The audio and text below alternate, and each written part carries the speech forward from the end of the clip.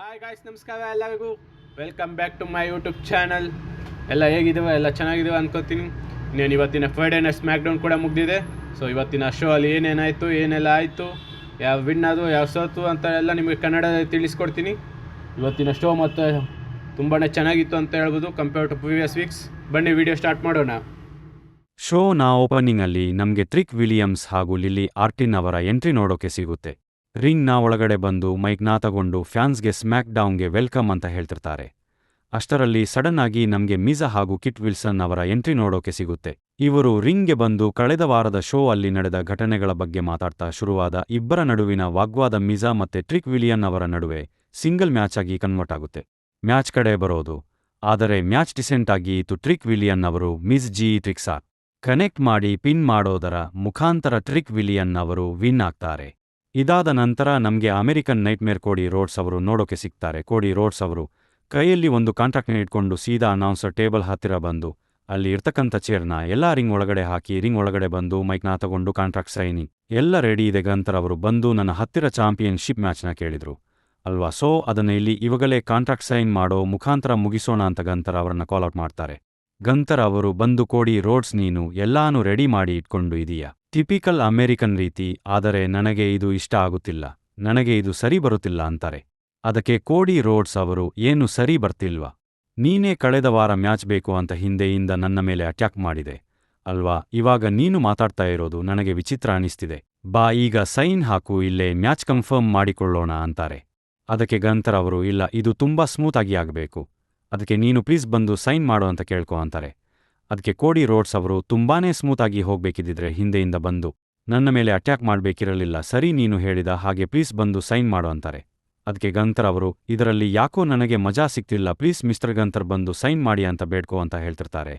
ಆವಾಗ ಸಡನ್ ಆಗಿ ರಾಯ್ಸ್ಕೀಸ್ ಅವರ ಎಂಟ್ರಿ ನೋಡೋಕೆ ಸಿಗುತ್ತೆ. ಇದಂತೂ ಗಾಯ್ಸ್ ತುಂಬಾನೇ ಸರ್ಪ್ರೈಸಿಂಗ್ ಅನಿಸ್ತು. ರಾಯ್ಸ್ಕೀಸ್ ಅವರು ಮೈಕ್ನ ತಗೊಂಡು ಗಂತರ್ ಅವರ ಮುಂದೆ ನಿಂತು, ನೀನು ಏನಾದರೂ ಇವಾಗ ಸೈನ್ ಮಾಡಲಿಲ್ಲ ಅಂದರೆ ನಾನು ಹೋಗಿ ಸೈನ್ ಮಾಡ್ತೀನಿ ಅಂತ ಹೇಳಿ ಸೀದಾ ರಿಂಗ್ ಒಳಗಡೆ ಬಂದು ಸೈನ್ ಮಾಡೋಕೆ ಹೋಗ್ತಾರೆ. ಆವಾಗ ಗಂತರ್ ಅವರು ಕೂಡ ರಿಂಗ್ ಒಳಗಡೆ ಬಂದು ರಾಯ್ಸ್ಕೀಸ್ ಅವರನ್ನ ಸ್ಟಾಪ್ ಮಾಡ್ತಾರೆ. ಆಗ ನಮ್ಮ ನಿಕಲ್ಡಿಸ್ ಅವರು ಬಂದು, ಗಂತರ್ ಇಷ್ಟೊತ್ತು ನೀನು ಕಾಂಟ್ರಾಕ್ಟ್ ಸೈನ್ ಮಾಡೋಕೆ ಹಿಂದೆ ಮುಂದೆ ನೋಡಿದೆ ಅಲ್ವಾ, ಇವಾಗ ನಿನಗೆ ಒಬ್ಬ ಕಾಂಪಿಟೇಟರ್ ಬಂದಿದ್ದಾರೆ, ಸೊ ಇವಾಗ ನೀನು ಚಾಂಪಿಯನ್ಶಿಪ್ ಬೇಕಿದ್ರೆ ಅದನ್ನ ಅರ್ನ್ ಮಾಡ್ಕೋಬೇಕು, ಸೊ ನಿನ್ನ ಹಾಗೂ ರಾಯ್ಸ್ಕೀಸ್ ಅವರ ನಡುವೆ ನಂಬರ್ 1 ಕಂಟೆಂಡರ್ ಮ್ಯಾಚ್ ಮಾಡ್ತಿದ್ದೀನಿ, ಗೆದ್ದವರು ಕೋಡಿ ರೋಡ್ಸ್ ಅವರನ್ನ ಫೇಸ್ ಮಾಡ್ತಾರೆ ಅಂತ ಹೇಳ್ತಾರೆ. ಇದಾದ ಮೇಲೆ ರಿಂಗಲ್ಲಿ ನಮಗೆ ರಾಯ್ಸ್ಕೀಸ್ ಮತ್ತೆ ಕೋಡಿ ರೋಡ್ಸ್ ಅವರ ಫೇಸ್ ಆಫ್ ಕೂಡ ನೋಡೋಕೆ ಸಿಗುತ್ತೆ.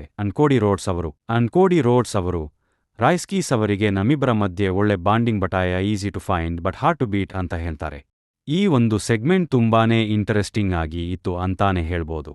ಇದಾದ ಮೇಲೆ ನಮಗೆ ಬ್ಯಾಕ್ ಸ್ಟೇಜ್ ಅಲ್ಲಿ ಸಾಮಿ ಜೈನ್ ಅವರು ನೋಡೋಕೆ ಸಿಗ್ತಾರೆ. ಅವರು ನಿಕಲ್ಡಿಸ್ ಅವರ ಹತ್ತಿರ, ನನಗೆ ನನ್ನ ಪ್ರೂವ್ ಮಾಡಿಕೊಳ್ಳೋಕೆ ಇನ್ನೊಂದು ಚಾನ್ಸ್ ಬೇಕು, ನನಗೆ ಯುನೈಟೆಡ್ ಸ್ಟೇಟ್ಸ್ ಚಾಂಪಿಯನ್ಶಿಪ್ಗೆ ಇನ್ನೊಂದು ಮ್ಯಾಚ್ ಬೇಕು ಅಂತ ಕೇಳ್ತಿರ್ತಾರೆ. ಅದಕ್ಕೆ ನಮ್ಮ ನಿಕಲ್ಡಿಸ್ ಅವರು, ನೀನು ಅದಕ್ಕೆ ಅರ್ನ್ ಮಾಡಿಲ್ಲ ಅಂತ ಹೇಳಿದಾಗ ಸಾಮಿ ಜೈನ್ ಅವರು, ಇಷ್ಟು ವರ್ಷ ನಾನು ಕಂಪನಿಗೆ ಏನೆಲ್ಲ ಮಾಡಿಲ್ಲ ಆದರೂ ಕೂಡ ಅರ್ನ್ ಮಾಡಿಲ್ಲ ಅಂತ ಹೇಳ್ತೀರಾ ಅಂತ ಅದು ಇದು ಹೇಳ್ತಿರ್ತಾರೆ. ಏನೇ ಆಗಲಿ ಗಾಯ್ಸ್, ನಮ್ಮ ಸಾಮಿ ಜೈನ್ ಅವರಿಗೆ ಯಾವುದೇ ಒಳ್ಳೆ ಬುಕಿಂಗ್ಸ್ ಅಂತೂ WWE ಕಡೆಯಿಂದ ಸಿಗ್ತಾ ಇಲ್ಲ. ಇದಾದ ಮೇಲೆ ನಮಗೆ ಡ್ಯಾನ್ ಹೌಸಿನ್ ಅವರ ಬ್ಯಾಕ್ ಸ್ಟೇಜ್ ಸೆಗ್ಮೆಂಟ್ ಕೂಡ ನೋಡೋಕೆ ಸಿಗುತ್ತೆ. ಅದು ಕೂಡ ಒಂಥರ ಚೆನ್ನಾಗಿತ್ತು. ಇದಾದ ನಂತರ ಬ್ಯಾಕ್ ಸ್ಟೇಜ್ ಅಲ್ಲಿ ರಾಯ್ಸ್ಕೀಸ್ ಅವರು ವಾರ್ಮ್ ಅಪ್ ಮಾಡ್ತಿರ್ತಾರೆ. ಅಲ್ಲಿಗೆ ಸೋಲಾ ಸಿಕೋವಾ ಅವರು ಬಂದು, ಇವತ್ತಿನ ಮ್ಯಾಚಲ್ಲಿ ನಾನು ನಿನಗೆ ಹೆಲ್ಪ್ ಮಾಡ್ತೀನಿ, ಹಾಗೆ ಚಾಂಪಿಯನ್ ಹಿಪ್ ಕೂಡ ಗೆಲ್ಲೋಕೆ ಹೆಲ್ಪ್ ಮಾಡ್ತೀನಿ, ಯೋಚನೆ ಮಾಡು ಅಂತ ಹೇಳಿ ಒಂದು ಆಫರ್ ಕೂಡ ಕೊಡ್ತಾರೆ. ಇದಾದ ಮೇಲೆ ನಮಗೆ ನಂಬರ್ 1 ಕಂಟೆಂಡರ್ ಮ್ಯಾಚ್ ನೋಡೋಕೆ ಸಿಗುತ್ತೆ, ರಾಯ್ಸ್ಕೀಸ್ ಮತ್ತೆ ಗಂತರ್ ಅವರ ನಡುವೆ. ಮ್ಯಾಚ್ ಕೂಡ ಚೆನ್ನಾಗಿತ್ತು ಅಂತಾನೆ ಹೇಳಬೇಕು. ಮ್ಯಾಚಲ್ಲಿ ರಾಯ್ಸ್ಕೀಸ್ ಅವರ ಪರ್ಫಾರ್ಮೆನ್ಸ್ ತುಂಬಾ ಡಾಮಿನೇಟ್ ಆಗಿತ್ತು. ಹಾಗೆ ಮ್ಯಾಚ್ ಮಧ್ಯೆ ಸೋಲಾ ಸಿಕೋವಾ ಅವರ ಇಂಟರ್ಫೆರೆನ್ಸ್ ಕೂಡ ನೋಡೋಕೆ ಸಿಗುತ್ತೆ. ರಾಯ್ಸ್ಕೀಸ್ ಅವರು ಗಂತರ್ ಅವರಿಗೆ ಶೋಲ್ಡರ್ ಅಟ್ಯಾಕ್ನ ಮಾಡಿದಾಗ ಗಂತರ್ ಅವರು ರೆಫ್ರಿ ಮೇಲೆ ಬೀಳ್ತಾರೆ. ಆ ಒಂದು ಟೈಮಲ್ಲಿ ಸೋಲಾ ಸಿಕೋವಾ ಅವರು ಸ್ಟೀಲ್ ಚೇರ್ ತಗೊಂಡು ರಾಯ್ಸ್ಕೀಸ್ ಅವರಿಗೆ ಕೊಡ್ತಾರೆ ಅಟ್ಯಾಕ್ ಮಾಡೋಂಥ.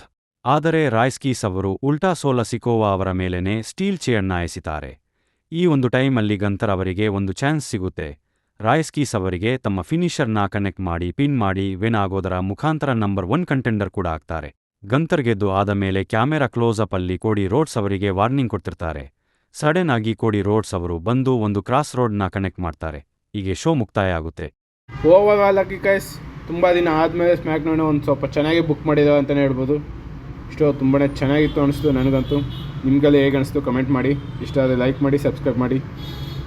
ಮತ್ತೆ ಸಿಗೋಣ, ಬಾಯ್ ಬಾಯ್ ಎಲ್ಲರಿಗೂ.